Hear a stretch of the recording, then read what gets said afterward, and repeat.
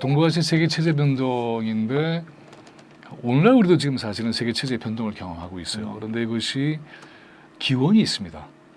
말하자면은 근대 이전의 동아시아의 현실과 그다음에 바뀐 그 기점은 대체로 1860년대가 돼요. 그래서 그 상황이 어떤가를 잠깐 살펴보는 걸로 이 강의를 시작해 보도록 하겠습니다. 동아시아에서 가장 충격적인 사건이 바로 아편 전쟁이었죠. 1840년, 39년으로 시작됐던 이 아편 전쟁은 동아시아의 중화 질서에 일대 타격을 줍니다. 근데 이제 북경의 청정부로서는 이게 그렇게 중요하게 크게 다가오지는 않았어요, 사실은. 그러니까 좀 멀리 있는 데서 일어난 일이고, 그래서 이게 뭐 이렇게 했는데 사실 이 아편 전쟁이 한 번으로 끝난 게 아니고요.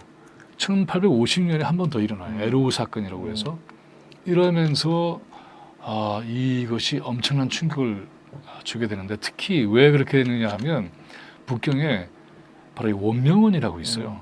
거대한 여름별장이에요. 청황제의. 근데 이것을 불태워버려요. 여기까지 들어왔죠. 영국과 프랑스가. 와, 저 큰 거를? 네, 그러면서 이게 다 무너지는 그런 상황인데 이게 이제 서양식 정원도 있었던 아주 큰 정원인데 이게 이렇게 돼버립니다. 그러니까는 이 충격에 청이 엄청나게 혼란에 빠지죠. 그러니까 이렇게 되니까는 이제 청의 중화 체제라고 하는 것이 서구의 제국주의 진격 앞에서 진격이라니까 좀 그렇게 하는데 침략이죠. 그래서 이렇게 해서 난도질을 당합니다. 그러면서 이제 중국은 점차 열강들에 의해서 이렇게 거의 반식민지 체제로 들어가는 그런 과정이 바로 이 시기예요. 그러니까 19세기 중엽에 청조라고 하는 거대한 동아시아 제국이 왕창 무너진 건 그때는 아니었고 1911년에 신해혁명으로 무너지는 거잖아요. 근데 그 기점이 이런 식으로 만들어지는 것이고 저기 보면은 저 어떤 한 여성이 뒤에서 이렇게 바라보고 있잖아요. 그건 미국이에요. 자유의 신상.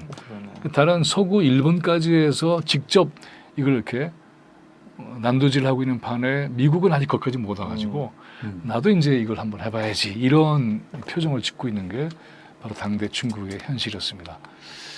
근데 일본은 또 어땠느냐 하면 일본은 1853년에 미국의 페리호가 흑선이라고 해서 등장을 해요. 이게 이제 아시아 태평양 체제를 미국이 만들어내는 굉장히 중요한 첫 출발이었는데 당시 일본의 바쿠 체제가 여기에 또 일대 충격을 받죠. 이 충격에 의해서 15년 내전이 일어나는데 15년이면 1868년이 돼요. 그게 바로 명치유신입니다. 그래서 일본은 이제 이 충격을 근대적 조건으로 만들어가는 굉장히 중요한 상황이 됩니다. 중국은 청조는 무너지고 그다음에 일본은 근대 체제로 만들어지고 근데 이 사실은 이때 일본이 미국의 식민지가 될까 봐 굉장히 두려워했던 상황인데 그렇게 안 된 이유가 있어요. 1860년에 미국은 남북전쟁을 해요.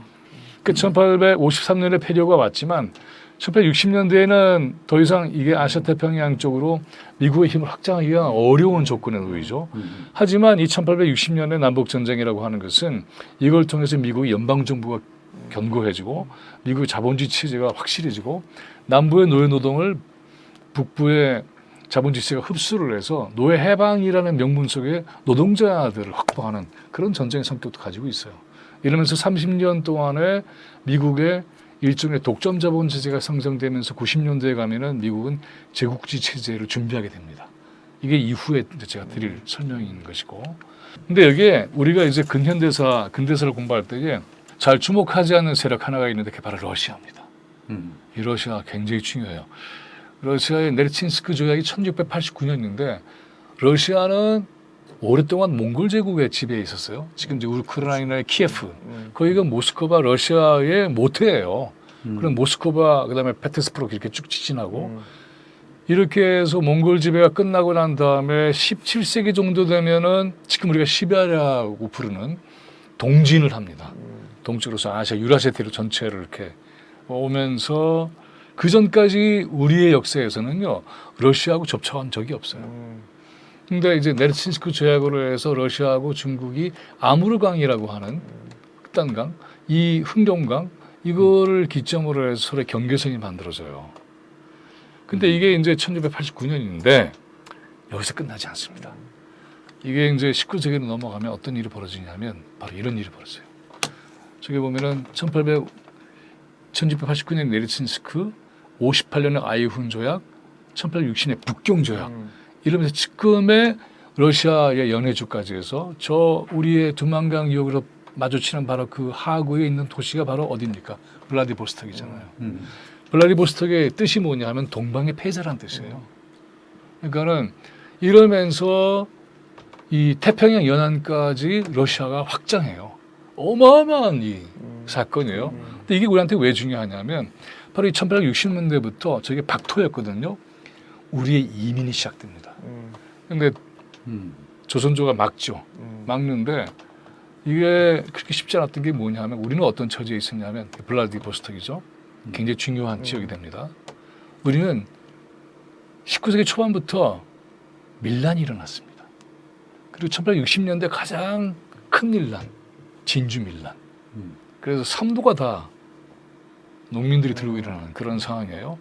그러면서 특히 함경도 지역은 너무나 먹고 살기가 힘드니까 저기를 못 건너가게 했는데 하나씩 건너가고 러시아는 이민 정책을 펴서 조선 사람들을 적극적으로 받아들여요. 그래서 거기가 이후에 한인촌이 만들어지고 이게 이후에는 우리한테 독립운동에 굉장히 중요한 근거지가 돼요. 신안촌. 그렇죠. 이러면서 그 시기에 누가 등장하느냐면 바로 1860년에 철정이 죽고 철정의 먼 인척에 고종을 데려와서 왕을 세우고 그때 왕이 이제 10몇 살밖에 안 되니까 14살인가 밖에 안 되니까는 섭정을 하고 대웅군이 등장하죠. 대웅군 하나로 버티는 거죠.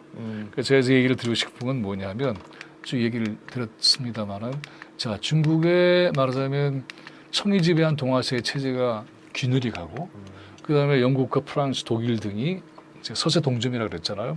밀고 들어오고 그다음에 일본은 미국의 충격에 의해서 근대 국가로 변환하게 되고 미국은 이후에는 아시아 태평양 체제를 만들어가게 됩니다. 나중에 설명을 하겠습니다만 1898년에 스페인하고 전쟁을 하면서 쿠바와 필리핀을 점령을 해요. 그러면서 이것이 아시아 태평양 체제가 만들어져요. 그러면서 이 동아시아의 딱 가장 중요한 요충지 우리가 그렇게 중요한 나라예요. 그래서 이 요충지에 누가 패권을 질 것이냐에 따라 세계 체제의 패권 구도가 달라지는 사건이 벌어집니다. 그게 바로 우리의 현실이었어요. 그때 대원군 체제가 이걸 버티는 거죠.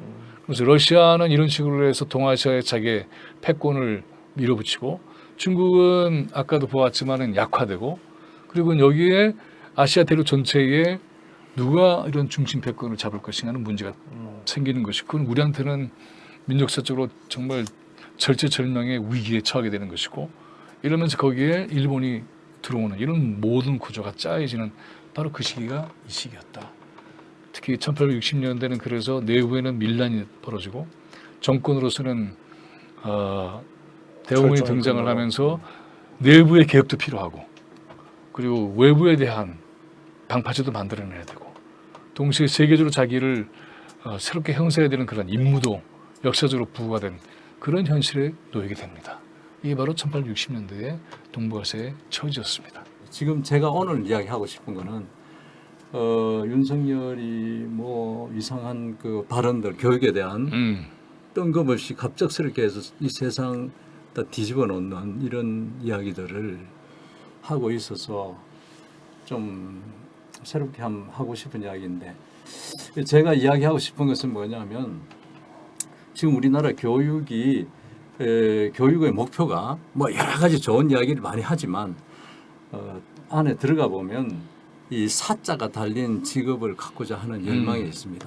검사, 판사, 변호사, 그렇죠. 의사, 네. 그죠?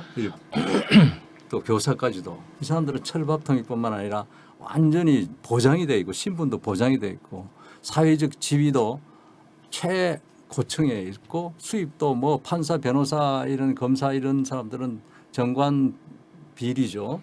예우라는 말로 이렇게 포장하지만 정관 비리로 해서 엄청난 수입을 저끼리 마음껏 그리고 저들끼리 다 봐주고 이런 최고의 그러니까 고시 귀족이랄까. 학부모라는 것은 아이가 안전하기를 바라거든요. 아이 때문에 고민 아이가 불안하지 않는 장래를 미래가 안전하게. 미래가 안전하기를 바라거든. 그런데 이 사자 붙은 것은 가장 안전한 거예요. 그리고 이 사람들은 고시 귀족이기 때문에 자기들은 특권층이라 자기도 우수한 사람이고 합법적으로 우수하다고 인정된 사람들이기 때문에 우리가 마음대로 해도 되고 우리가 지배해도 된다. 그리고 나머지는 우리보다 덜 떨어진 자들이기 때문에 우리 지배를 받아도 된다. 이런 생각을 갖기 쉬워요.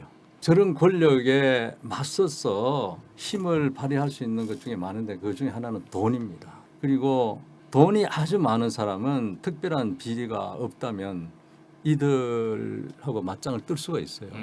서름 받지 않고 불안하지 않게 살 수가 있는 거죠. 그런데 우리 교육이 돈을 어떻게 벌어야 되는지를 가르쳐 주지 않아요. 그래서 돈에 대한 개념이라든가 돈을 벌고 쓰는 거, 이 돈이 우리 사회와의 관계라든가 이런 것들 전혀 가르치지 않습니다. 그것은 무엇을 뜻하느냐 하면 돈을 천시하는 거죠. 실제로는 돈을 숭배하면서 겉으로는 굉장히 천시하고 돈보다는 순수한 학몽이라는 이름하에 말하자면 위선적인 인간을 키울 수도 있습니다. 그래서 뭐 단도직입적으로 이야기를 하면은 우리가 영어 뭐 이런 것도 많지만 그 중에 떼서 사업 또는 비즈니스라는 과정을 교과목에 넣어야 된다고 생각해요.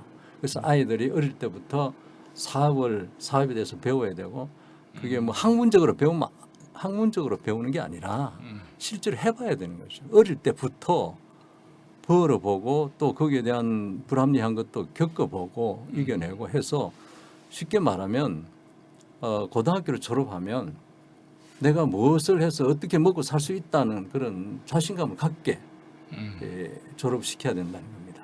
여러분 다 아시다시피 이스라엘 같은 데서는 뭐 14살 되면은 친척들이 돈을 모아서 1억인지 준다는 거 아닙니까? 그럼 그 애들가 뭘 해도 좋다. 그럼 그 애들이 항상 대부분은 이익을 남기고 이스라엘 국민들은 그렇게 못 사는 사람이 없다는 거죠. 경제관념이 확실하고 현실적이고 앞으로 비즈니스 그러니까 사업이라는 과목을 설정해라 해서 아이들이 돈의 그 불안에서 벗어나게 해줘야 될 거 아니냐. 당당하게 벌 수 있는 방법을 해서 그런 그 자신감으로 판검사나 이런 사자 붙은 걸 갈망하고 그 주눅들지 않고 살아갈 수 있는 아이들을 길러야 된다. 저는 그런 생각이었어요. 거기 이제 아마 이게 이제 얘기를 안 하셔서 그렇지 이런 것이 같이 가는 거죠. 그러니까는 이 돈의 윤리 그렇죠. 당연히 그래서 가르쳐야 되고 학교에서 그거를 해야 돼요. 그리고 이제 이 돈을 버는 것 자체가 아니라 그걸 통해서 만들어지는 기여의 어떤 공적인 어떤 기쁨 그리고 이런 자기의 돈 버는 프로젝트에 다가갔을 때의 창의력 사람들에게 새로운 삶의 내용들을 만들어주는 데까지 간다면 저는 정말 의미가 있을 것 같아요. 그래서 사람들에게 새로운 삶을 만들어주고 경험하는데 돈이 따라오는 돈에 좌우되는 건 아니지만 돈의 가치를 충분히 사회적인 어떤 이 가치로 바꿔낼 수 있는 그런 데까지 간다면 저는 의미가 있고 만약에 그러한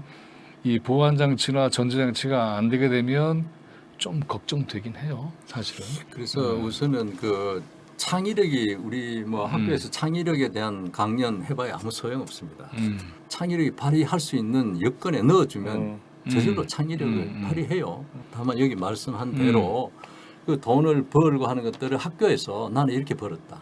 이런 사업을 했다. 아이들이 실제로 하고 발표하고 그러면서 여기에 우리가 조심해야 될 게 무엇이냐 이런 것들을 까지 인격이 있는 경제인이 될 수 있도록 돈의 철학까지 하고 이게 사회와 어떤 관계 이런 것까지 생각해서 당당하게 돈을 벌 수 있는 그런 것들은 학교니까 가능하지 않겠습니까? 사실은 그래서 보면은 우리가 이 촛불 행동도 정말 돈이 절실하거든요. 돈이 필요해요. 네.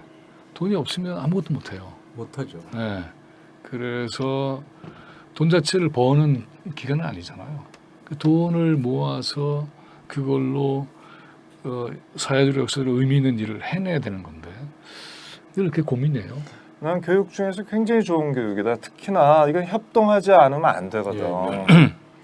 그 여러 사람이 팀을 이뤄서 계획을 세우고 또 판매하고 이래 봐야 되잖아요. 그렇기 때문에 뭐 홍보도 필요하고 그럼요. 발품도 네. 필요하고 별의별 게 다 필요한 거라 굉장히 종합적인 교육이 될 것이다. 거기에 이런 이제 생각이 들어요. 문학도 들어가고 아, 그렇죠. 미술도 그렇죠. 들어가고 음악도 네. 들어가고 책도 들어가고 역사도 다 들어가게 돼 있죠. 그 철저하게 교육시켜야 되는 건 음. 뭐냐 하면 음.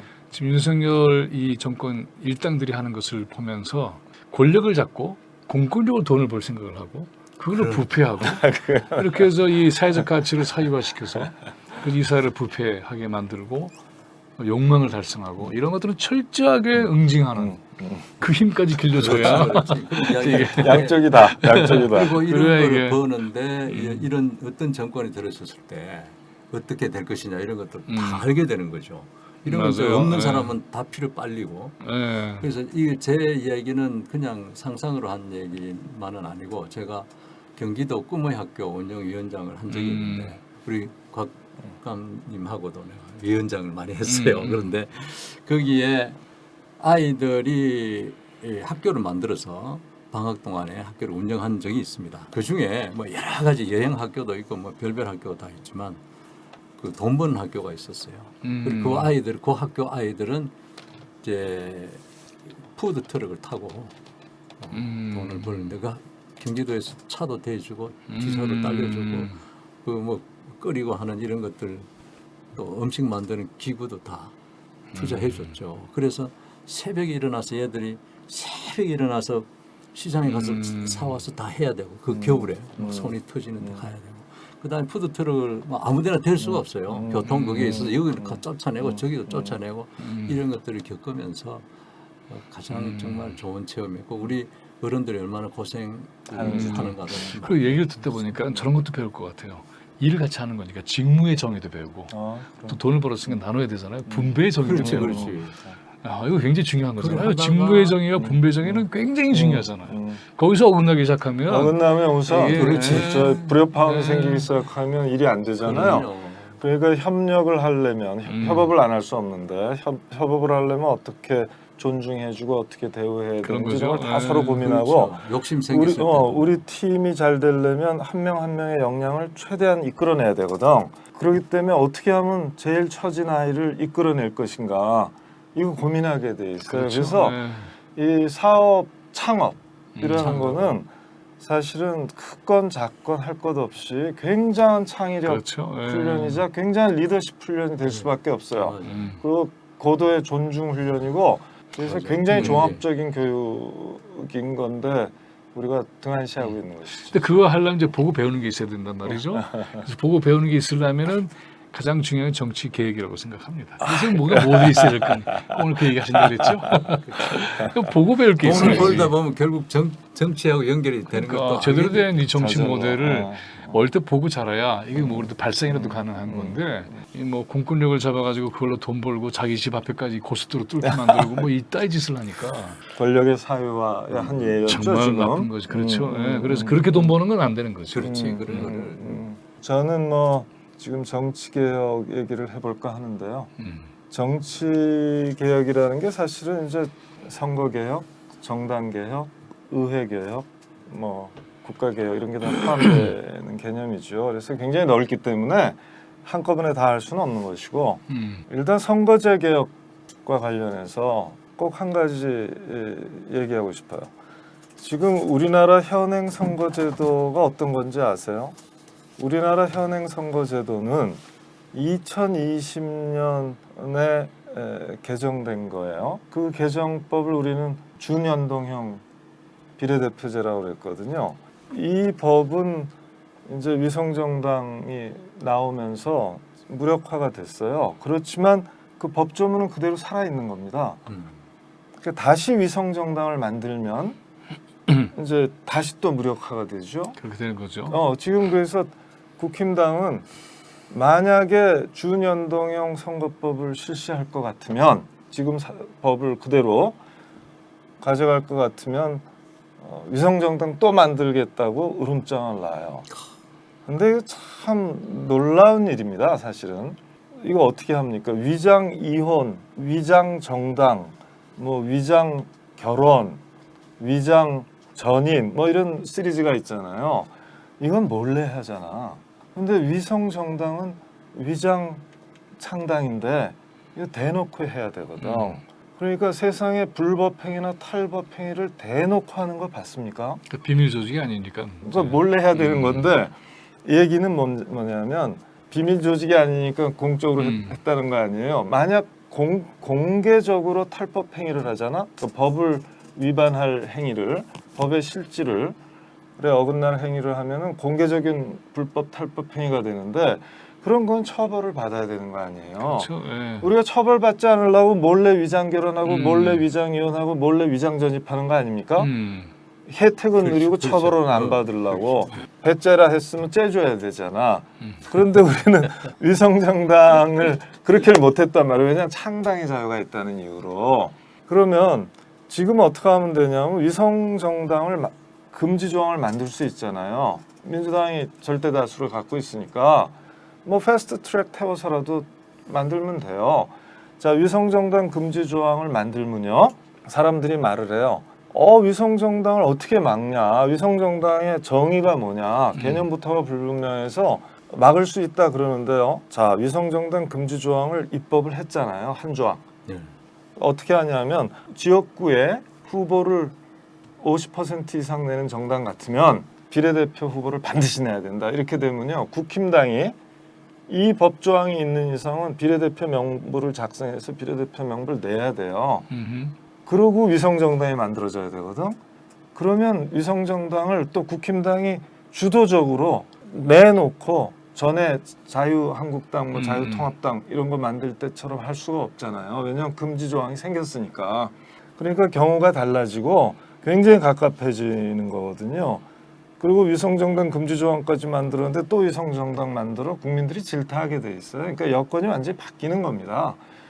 그러니까 위성정당 금지 조항 만들 수도 없고 만들어봤자 효력도 없다. 이 얘기는 사실 안 통한다고 생각해요. 그래서 저는 얼마 전에 그 수기 공론 조사라는 걸 했거든. 일반 시민 500명을 무작위로 추출을 했어요. 그래서 거기에서 물어봤습니다. 현행법 그러니까 연동형 비례대표제를 살릴까요, 죽일까요, 강화할까요 이렇게 물어봤거든.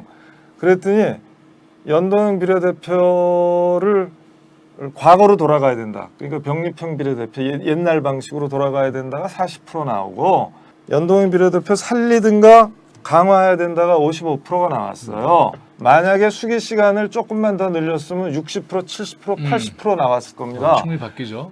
그런데 지금 어떻게 해석을 하냐면 이 사람들한테 물어봤어. 500인들한테. 자, 선거법 개혁을 해야 됩니까? 이렇게 물어봤더니 84%가 예스를 했어요. 그랬더니 사람들이 뭐라 그러냐면 바꾸자고 했던 84%가 바꾸자고 하는 건 연동형이다 이렇게 주장하기 시작한 거예요.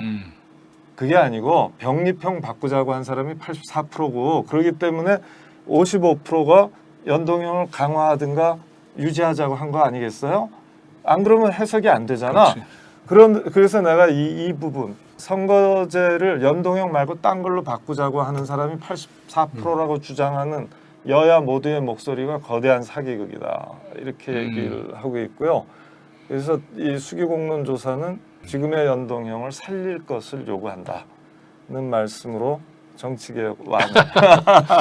정말 그래요. 그러니까 이게 이 선거와 정치개혁에서 가장 중요한 것은 새롭게 정치에 진출하려고 하는 사람들 또 세력들에게 문을 대폭 열어주는 거잖아요. 그게 제일 중요한 것이고 그 다음에 그 문을 틀어막고 있는 자들의 권력을 최대한 약화시키는 것이고 그럴 때 이제 논의가 시작되는 거고 그래서 말하자면은 기성정당이라는 이유로 가져가서는 안 될 덤까지 가져가는 것까지 막는 그리고 이거를 돌려주는 국민들의 제대로 목을 돌려줄 수 있을 것인가가 핵심인 것 같아요. 그렇죠. 네. 그러니까 비례대표제라는 게 뭐냐면 국민 지지율이 높으면 높은 만큼 의석으로 갖고 네. 낮으면 낮은 만큼 의석으로 갖자는 거잖아요. 대표성의 정의를 그렇죠. 확보하는 거죠. 그래서 소수 민심도 대표되게 하자는 거잖아요. 지금은 49% 민심이 다 그래서 과잉 사표로 돌아가잖아. 그 과잉 대표들은 이쪽은 그러니까 과잉 대표가 될 이쪽은 수밖에 과소 없죠. 대표가 돼버리고. 우리 지금 윤석열이 49%로 붙었는데 48.25%를 지금 완전히 무시하고 반국가 일방적으로 세력 가고 있잖아요. 거기 반국가 세력이니까. 그러니까 그 아예 그렇게 지금 찍어놓고 있으니까 그러니까 이게 말이 안 되잖아요. 그럼 원래로 하면은 48% 득표했으면 48% 대표되는 게 마땅하고 49% 득표했으면 49%만 대표되는 게 마땅한 거잖아요. 그게 비례대표제죠. 그래서 5%의 소수 민심을 갖고 있다. 그러면 5%의 의석을 가져야 맞는 겁니다. 네. 3% 민심을 획득했다 그것이, 그러면 3%만큼 의석을 갖고 제도에 반영돼야 되게 해주는 거죠. 그렇죠. 그게 연동형인데 우리나라 사람들 이제 지난번에 500명 모아놓고 수기 공론 조사를 했잖아요. 16시간 동안 학습하고 토론한 다음에 했는데 놀라운 게 뭐냐면 이 비례대표제를 전국 단위로 할까요? 아니면 권역 단위로 할까요? 이렇게 물어봤어요. 그랬더니 70%가 전국 단위로 해야 된다고 답변한 거예요. 권역 단위로 하자는 건 10몇 %밖에 안 됐어. 그리고 수기 전에는 달랐습니다. 팽팽했거든요. 그런데 그러니까 수기 이게, 후에 완전히 달라졌어요. 음. 그러니까 이 얘기는 뭐냐면 전국 단위로 하자는 얘기는 3%만 있어도요. 전국 단위로 3%를 갖잖아. 그러면 300석에 3%면 9석을 주라는 거예요. 그렇죠. 지금 현행법에서는 준연동해라고 그래갖고 미안하지만 반만 가죠. 그래서 4.5석을 주겠다는 거거든. 4.5석이라도 어디냐고. 그래서 결국은 그러니까는 그게 그렇게 보면은 수기를 하면 정보도 많아지고 정보에 대한 이해도 달라지고 그리고 그것이 우리한테 어떤 정치적 이해관계가 되느냐는 걸 판단할 수 있게 만드는 거잖아요. 물론이죠.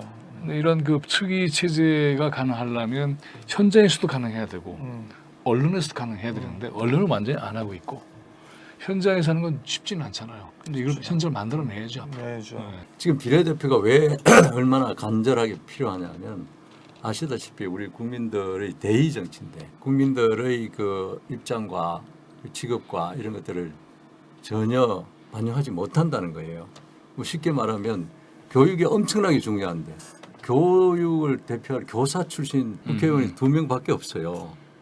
안 되잖아. 청년 2명이야. 그다음 중소상공이 어마어마하게 많은데 없어요. 노인 자살률 최고야. 노인 대표도 없어요. 예술인, 문화예술인도 거의 없어요. 그러면 누구를 대변하겠다는 겁니다. 그래서 지역밖에 없으니 이것을 이 맞습니다. 필요성을 강렬하게 이야기를 하고 인식한 다음에 그래서 비례대표가 너무나 필요하다는 걸 좀 확실하게 인식했으면 네, 좋겠어요. 맞아요.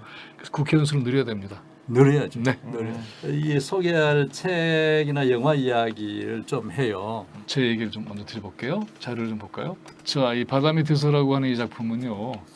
바로 이 화산도를 쓰신 12권짜리예요. 이게 지금 번역된 게. 엄청난 대화서. 네, 바로 이 김석범 선생님. 이 김기영 4.3 선생님 비슷. 제주 민중항쟁사를 중심으로 쓴 책이죠. 우리나라 국민들 전체 꼭 좀 읽어봤으면 좋겠는데 12권이라서 좀 벅찰 수가 있어요. 그런데 이걸 끝내고 쓴 작품이 바다 밑에서입니다. 이 작품은 화산도 12권을 다 읽지 못하면 못 읽나 그런 건 아니고요. 끝나고 나서 결말 부분을 다시 다뤘는데 이 안에 앞에 화산도에서 다뤘던 내용들을 재정리해 주는 내용들이 많아요. 그래서 읽어보면 화산도를 읽고 싶은 마음이 생깁니다. 근데 저 바다 밑에서라는 이 작품은 화산도 끝내고 나서 결말적인 성격을 가지고 있는 작품이에요.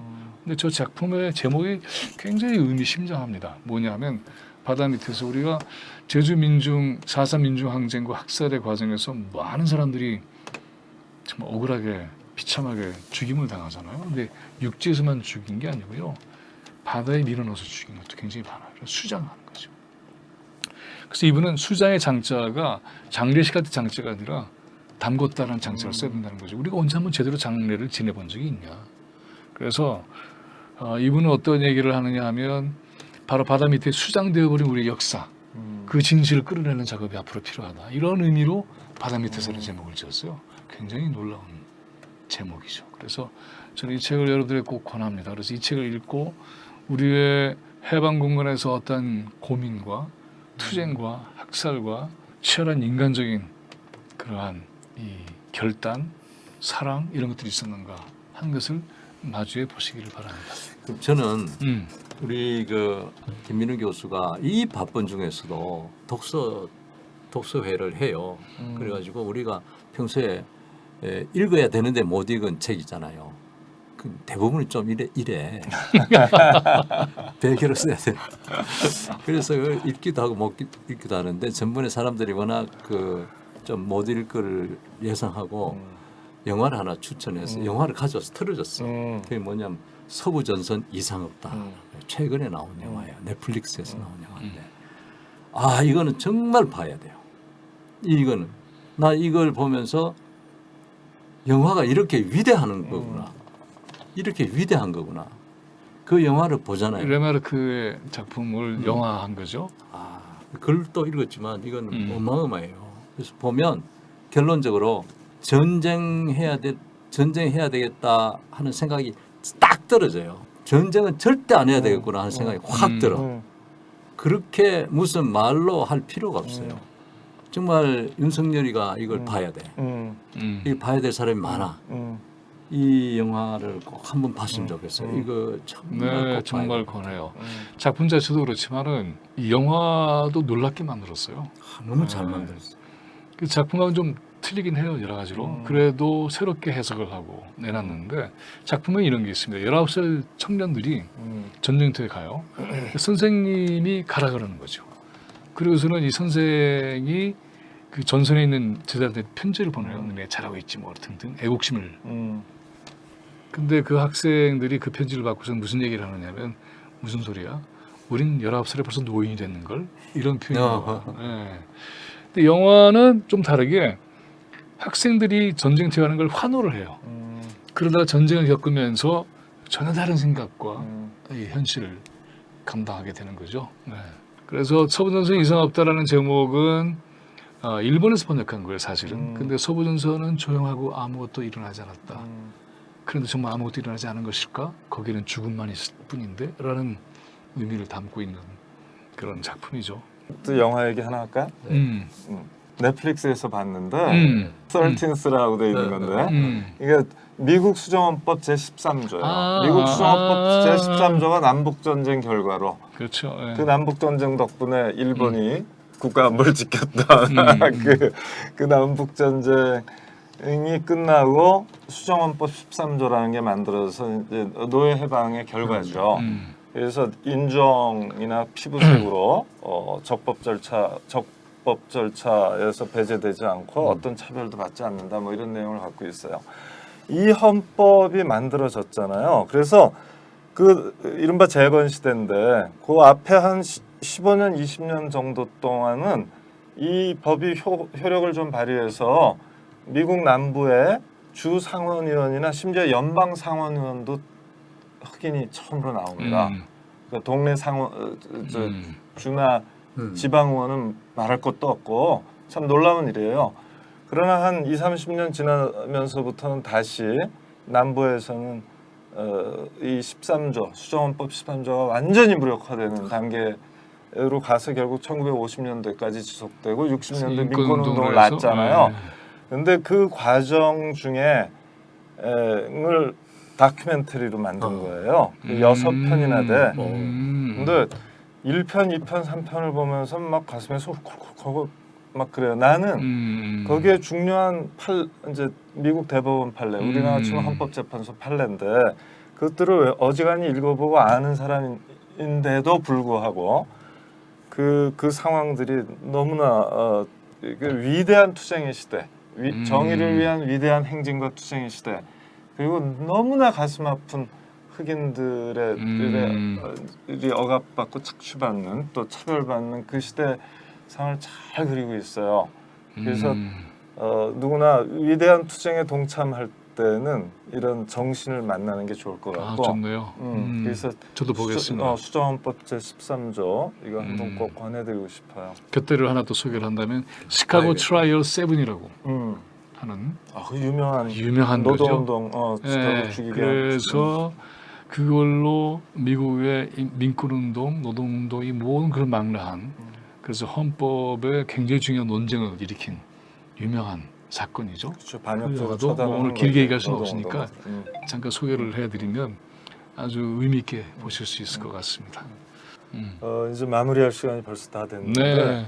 오늘 얘기를 한 문장, 두어 마디로 요약을 한다면 어떤 걸 생각하고 계신지 한 말씀 하시죠. 우리가 겨울을 나고 여름을 또 났고 앞으로도 그렇게 나오면서 푸르른 꽃, 꼭 붉은 꽃과 푸르른 잎을 피우자고 피웁시다. 좋습니다. 저는 진격의 촛불 삼성사 떴다. 윤석열 끝장이다.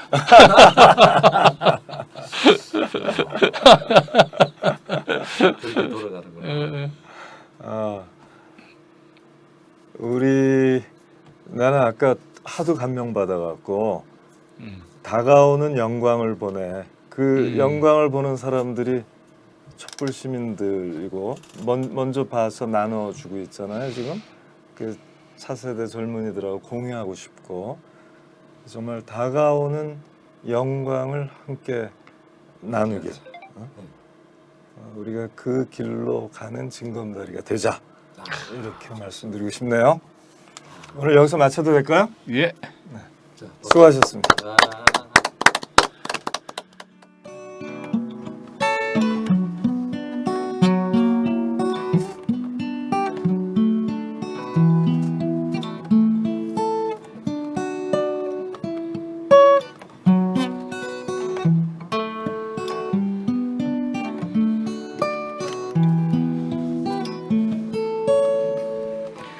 가을 우체국 앞에서 그대를 기다리다 노란 은행잎들이 바람에 날려가고 지나는 사람들 같이 저 멀리 가는 걸 보네.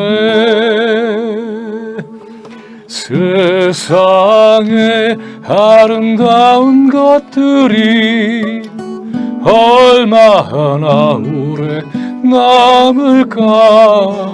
한여름 소나기 쏟아져도 그 세게 버틴 꽃들과 지난 겨울 눈보라 해도 우뚝 서 있는 나무들 같이 하늘 아래 모든 것이 저홀로 설 수 있을까.